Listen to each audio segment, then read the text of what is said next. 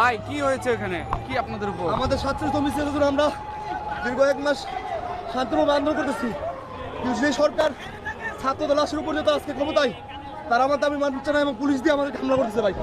আমরা সবাই এখানে মেধাবী শিক্ষার্থী ভাই, আমরা এখানে পুলিশের দাওয়া পাল্টা আমার কোনো অভিজ্ঞতা নাই ভাই। আমাদের কয়েকজন বাইরে ভাই গুরুতরভাবে আহত করছে ভাই। একদম ভাই নামেন নাকি আপনারা ভাই, ভাই আমার সামনে আমার টাকা দিয়ে বোম মারছে ভাই। ভাই সবাই আসেন, ভাই সবাই আসেন ভাই। ভিডিও না ভাই, ধর ধর